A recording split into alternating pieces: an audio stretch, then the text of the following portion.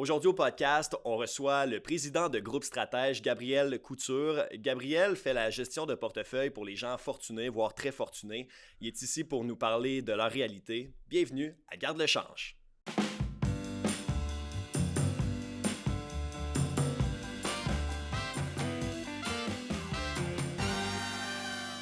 Je suis en compagnie, bien sûr, de mon co-animateur Sam Nadeau en forme. En forme, toi? Yes, également Gabriel Couture. Merci d'avoir accepté l'invitation. Merci à vous, messieurs. Gabriel, d'entrée de jeu au podcast, on aimerait savoir un peu ton parcours. Tu viens d'où? Tu pars d'où? D'où je pars par rapport aux affaires, ou disons aux affaires financières, c'est quand j'étais aux études, tout de suite à la fin de mon cégep, avant d'entrer à l'université, j'ai participé à un concours de la Banque fédérale de développement du Canada qui offrait un certain budget pour partir en affaires.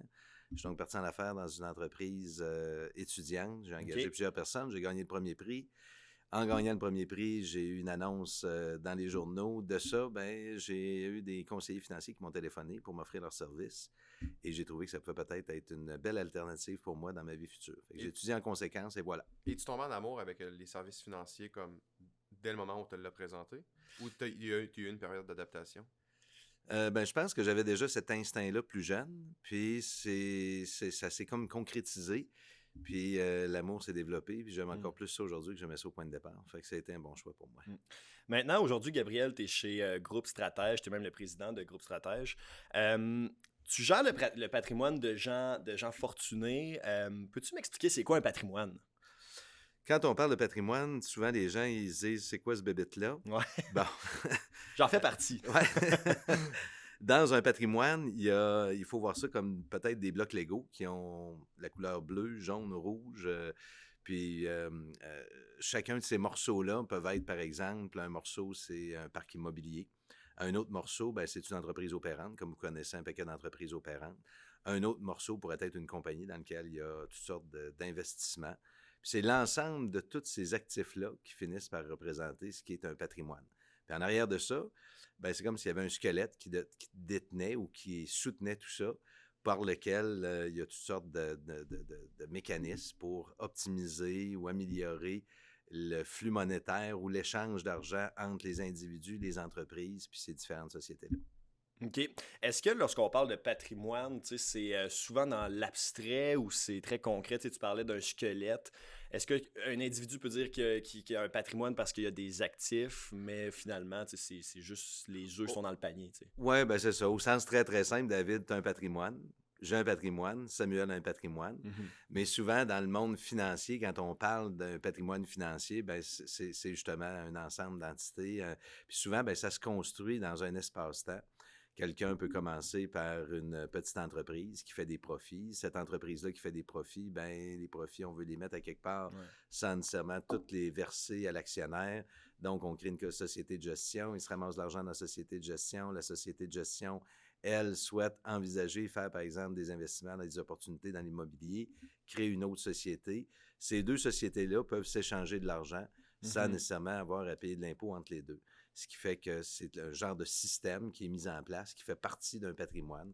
Fait que le patrimoine, c'est rien d'autre qu'un ensemble d'actifs qui est détenu soit par un individu, soit par des sociétés, puis pour lesquels n'importe qui peut se bâtir un patrimoine. Puis son patrimoine peut être plus petit ou plus grand, tout dépendant où on se situe dans notre vie. C'est vraiment une super définition. Ouais, vraiment. Tabarnouche, je capote. C'est très imagé. Merci, je suis content que tu m'accordes une note aussi élevée. Tabarnouche, je suis comme emballé de la définition de ça. Oh, c'est vraiment complet. Ouais, non, c'est ça.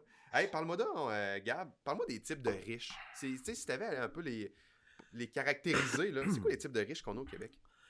Les types de riches qu'on rencontre, d'abord, il y en a un qui est complètement méconnu des gens puis qui est sous-estimé par la plupart, c'est le voisin qui reste juste à côté de chez vous, qui a un simple bungalow, qui se promène dans une auto usagée, qui va magasiner chez Walmart et puis qui a l'air de monsieur, madame, tout le monde. Ah ouais, hein? Ouais. Ça, c'est en général, on a un grand nombre de millionnaires au Québec qui ont ce profil-là. Ce style de vie-là. Exactement. Qui peuvent être un petit entrepreneur, un petit commerçant, un professionnel qui a ramassé son argent, puis qui a fait attention à ses affaires, puis qui a ramassé un actif et puis qui se donne une certaine sécurité. Puis ça, souvent, c'est sous-estimé parce que les gens s'imaginent toujours que quelqu'un qui est riche a nécessairement une voiture rutilante à la porte, une grosse maison. Puis ça, il y a beaucoup de ces gens-là qui ont des voitures rutilantes, des grosses maisons, qui finalement, tu sais, souvent n'ont pas vraiment beaucoup d'argent, là. Ouais, On tout parle... emprunté, là. Ben, c'est ça. Puis ça, c'est plus récurrent qu'on peut l'imaginer, là. On a-tu, entre autres, une maison à Québec, là, que dernièrement, là, j'ai un de mes clients qui me téléphonait, il dit « Je devrais-tu prêter? » C'est une maison de 5 millions qu'un gars a, puis pour lequel il y a des dettes extra-hypothèques, disons. Et dans le fond, mon client se faisait demander, tu prêterais-tu, tu sais, même si l'écart de ce qui reste n'est pas si grand que ça, dans un contexte où est-ce que moi, ça m'a complètement surpris, là, tu sais, parce que c'est quelqu'un qui a une superbe résidence, plusieurs voitures à la porte, et les gens, des fois, s'imaginent que ces gens-là ont des sous, mais souvent, c'est tout le contraire. Donc là, on a des professionnels, des gens qui ont différents types de commerce, puis qui souvent mettent peut-être plus dans l'apparence que dans le patrimoine, tu sais. Gab, dis-moi, le deuxième groupe qui existe au Québec, ça serait quoi? Pour bien te répondre, Samuel, un deuxième, troisième, quatrième, cinquième groupe, je vais essayer de rassembler ça pour être le plus concis possible. Mais bon, on a, par exemple, des nouveaux riches. Bon, des nouveaux riches, là, ça, c'est une nouvelle réalité qu'on ne voyait pas beaucoup auparavant. Les nouveaux riches étaient des gens qui avaient réussi après plusieurs années de travail, mais aujourd'hui, on a des nouveaux riches qui sont des jeunes, par exemple, qui partent des startups. On voit ça, entre autres, en technologie, et qui, dans le fond, veulent revendre leur participation à plus brève échéance ou qui s'associent avec d'autres qui veulent remodeler leur participation. Et là, se ramassent avec un certain montant d'argent. C'est sûr que, tu sais, entre 25 puis 30 ans ou 35 ans, quelqu'un qui va ramasser 1 million, 2 millions, 3 millions, s'imagine que, bon, ben c'est facile, c'est pas... Et là, souvent, ces gens-là, ben, pour moi, là, c'est pas vraiment des si grands riches que ça. C'est à court terme. C'est du court terme. Ouais, parce que... C'est des gens qui font des home runs, puis là, ils pensent que c'est facile de même. Ouais. Ils se réessayent après ça, puis souvent, quoi, ils se plantent. Ben, c'est ça. Puis Sam, tu sais, l'histoire dit que souvent, 5 ans plus tard, ils se ramassent, tu sais, avec pas nécessairement grand-chose, là, tu sais. Ok. Ça, t'en vois, ça. Il y a du monde de même à Québec, là. Oui, puis on est capable de percevoir ça rapidement, là. Ah ouais, comment? Je te dirais que dans les comportements principalement d'investisseurs, c'est-à-dire que la personne arrive avec ça, il se dit « Ah, ben là, écoute, je suis parti de zéro, j'ai fait 3 millions, je vais prendre 3 millions, dans 2 ans, est-ce que je peux faire 6 millions, ou dans 5 ans, je peux-tu faire 6 millions? » Ou, ils ont des comportements d'investisseurs qui ne sont pas réalistes par rapport à...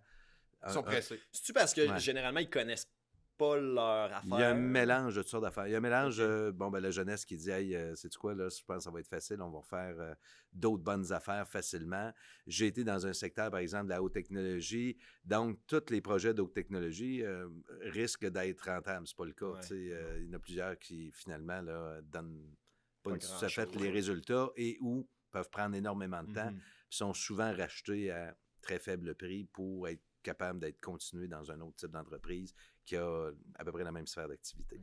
Fait que c'est ça serait ton deuxième groupe. Ben, ça, c'est un groupe qu'on voit là, émerger, puis qui sont des riches qui sont souvent passagers. Passagers, mais bon. T'as le groupe de gens qui... puis ça, c'est ce qu'on voit beaucoup actuellement.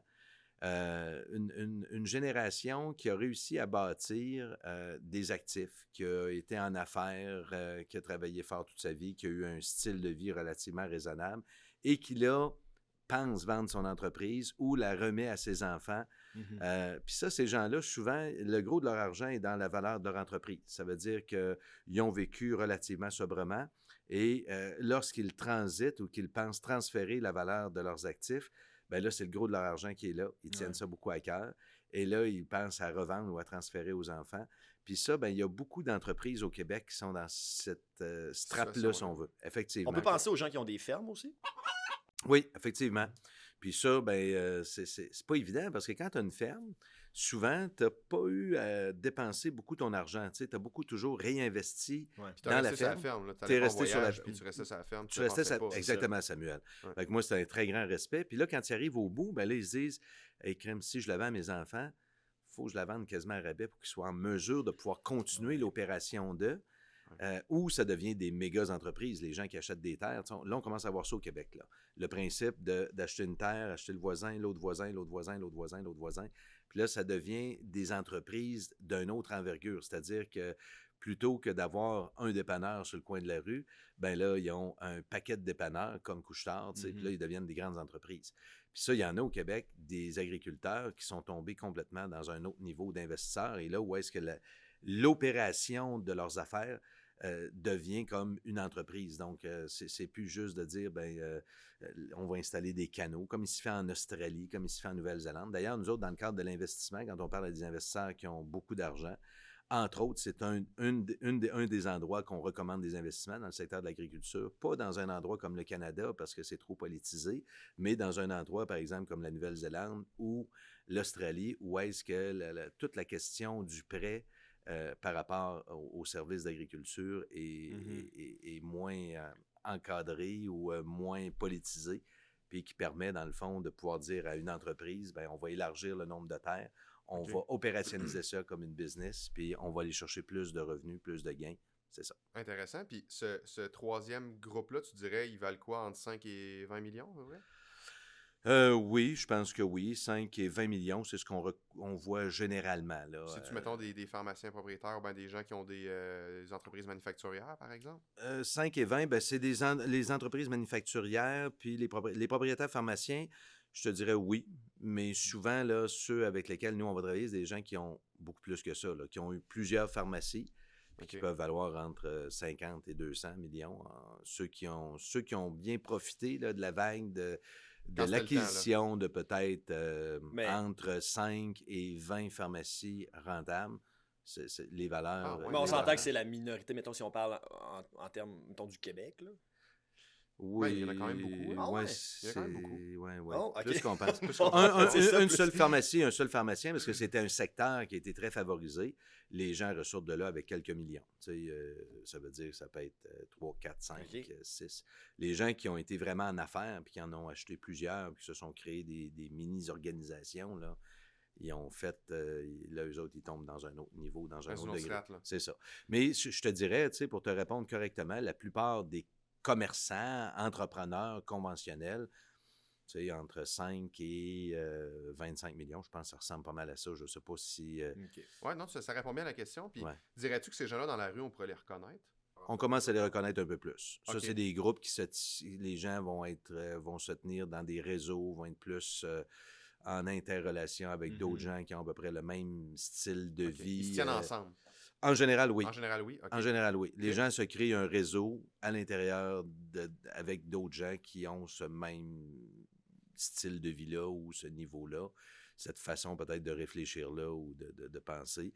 C'est pas pour dénigrer nécessairement les autres, mais ce que je vois, moi, c'est que souvent, ces gens-là se regroupent directement ou indirectement. Mais là, ça fait du sens parce qu'il rendu un certain niveau de style de vie, tu veux faire des choses que tes chums vont te suivre. Là, à la limite, si tu dis, je m'en vais jouer au golf en Floride, il faut bien que les gens soient capables de te suivre. Là, c'est ça. Ou si tu parlais de la réalité de ta business, faut que tu parles avec quelqu'un qui a une business aussi. Exactement. C'est plus des intérêts communs que du snobisme. Là. Non, puis souvent, ces gens-là, on retrouve pas, dans ces gens-là, là, du snobisme, on retrouve pas ça. Là. Ouais. Le fait de, m'as-tu vu, regarde ce que je porte, puis...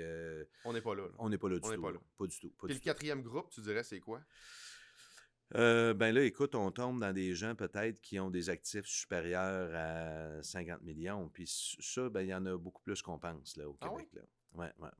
Ça veut dire que... C'est quoi, du 50 à 100 millions ou du 50 à 250 millions? 50 à 250, puis 250 et plus. Puis 250 et plus, peux-tu dire que c'est un autre groupe carrément ou ils rentrent tous dans le même groupe? Si tu allais voir, par exemple, le top 500 des entreprises au Québec,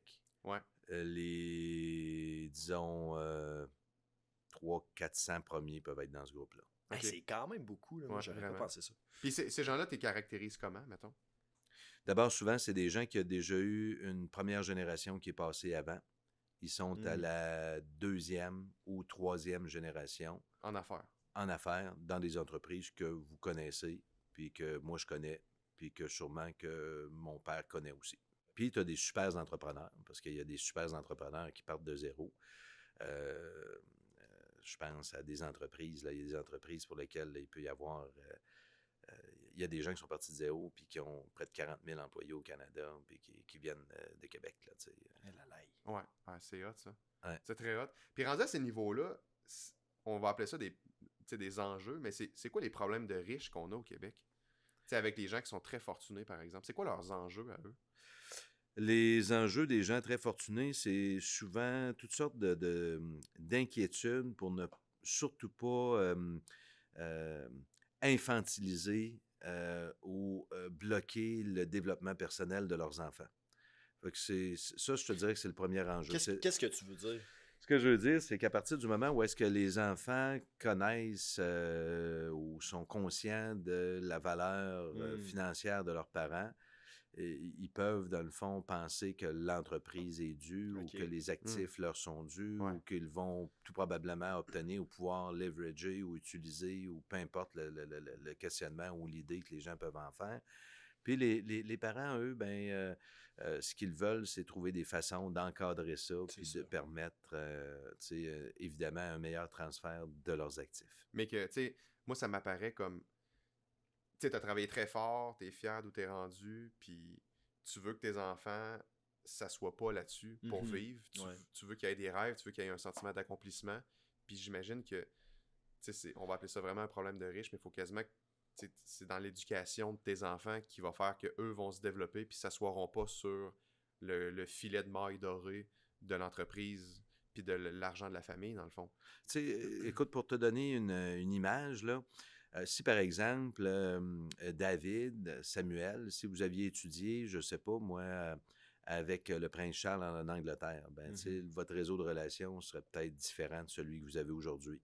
Si mais moi, je te connais, Gab, fait que j'ai pas de problème. Les portes sont toutes ouvertes.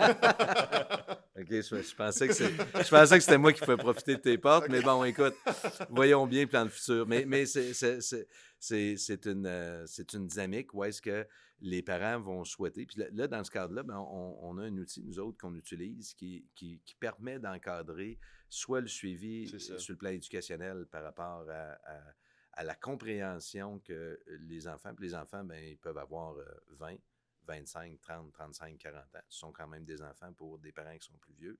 Mais de permettre à ces enfants-là de mieux comprendre l'interrelation, tantôt on parlait du patrimoine, soit l'interrelation à l'intérieur du squelette ou de chacun des objets, puis des impacts, soit de l'impôt ou autre, qu'il peut y avoir sur ces actifs-là, puis de leur valeur réelle, de comment est-ce qu'ils peuvent être utilisés dans le futur.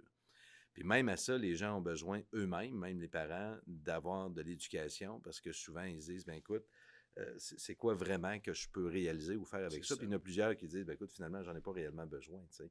Fait qu'une des choses qu'on fait, entre autres, c'est de les entourer ou de les amener à, par exemple, participer à un projet commun autour d'une fondation, par exemple. Ou est-ce que... Fait que si je comprends bien, vous faites vraiment affaire avec l'humain derrière la richesse, là. Oui, puis c'est ça qui fait 99% de la réussite. Parce qu'à quelque part, la réussite d'une famille, c'est principalement dans la communication.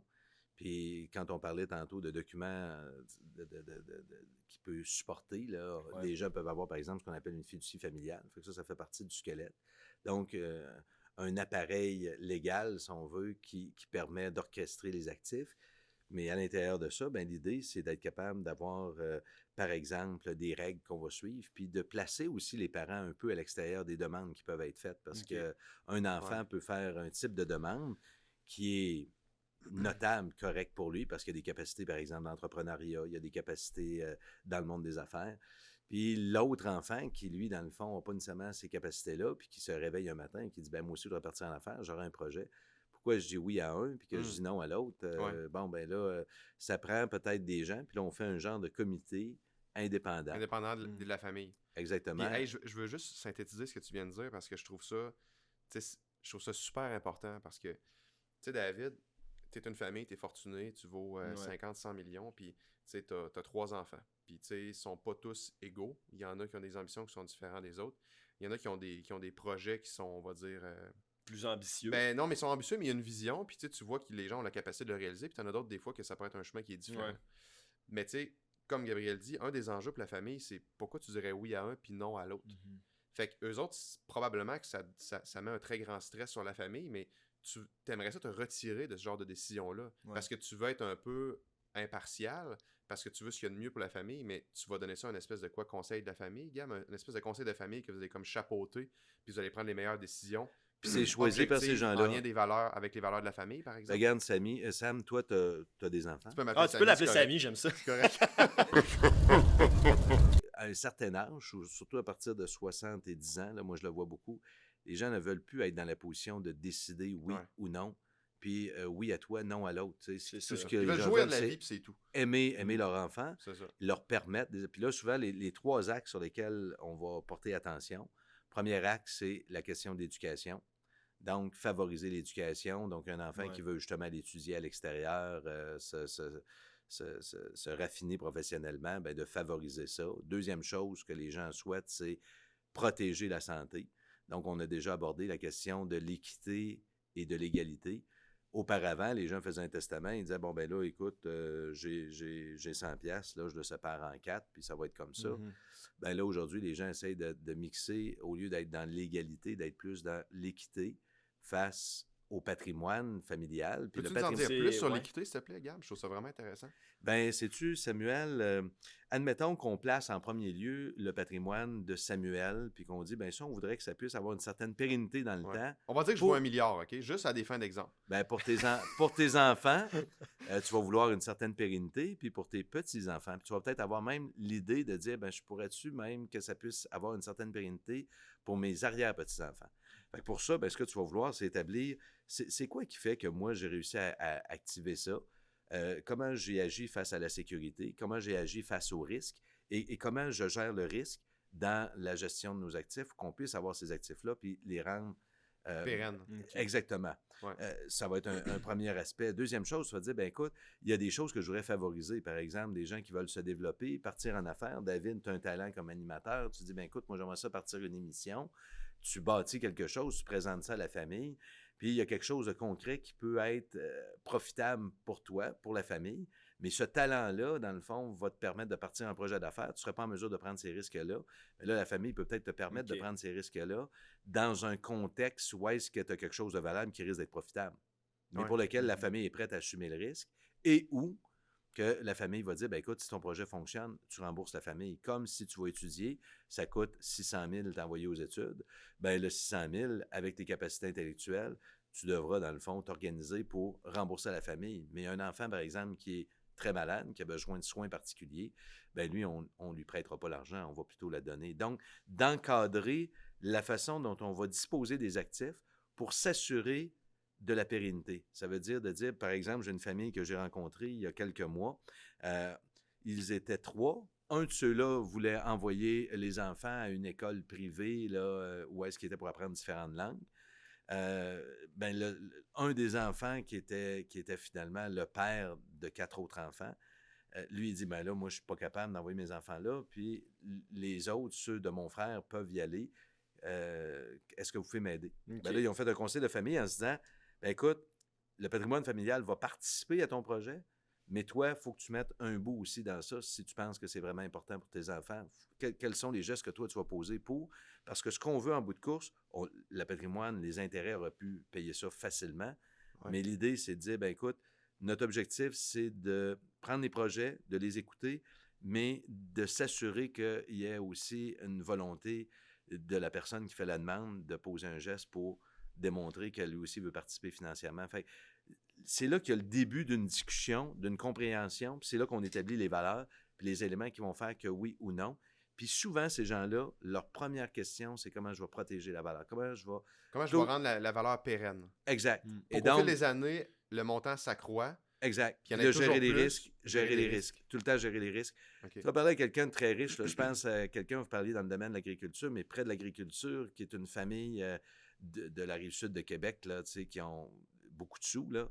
Ben, ces gens-là, là, ils vont s'asseoir, puis leur première question, c'est de dire, ben écoute, si je vais chercher un rendement, par exemple, de 6-7 %, je suis très heureux. Je veux à peu près pas prendre de risques. Donc, je suis prêt à avoir peut-être 15-20 % d'actions maximum dans mon portefeuille. Il faut que je trouve des alternatives pour juste avoir une récurrence de revenus. Avec ces actifs-là, ces gens-là, la plupart pourraient dire, regarde, écoute, je peux prendre des risques énormes. Donc, je pourrais dire, j'ai par exemple 100 millions. c'est pas grave si je perds 5 ou 10 millions. C'est pas comme ça que ces gens-là pensent. Là. Ouais, c'est ça. Ben, Gabriel Couture, président de chez Groupe Stratège, merci beaucoup d'avoir pris de ton temps. Ça a été un plaisir. Sam Nadeau également, toujours un plaisir. À la maison, j'espère que vous avez apprécié. On se dit à la prochaine pour un autre épisode de Garde le change. Ciao!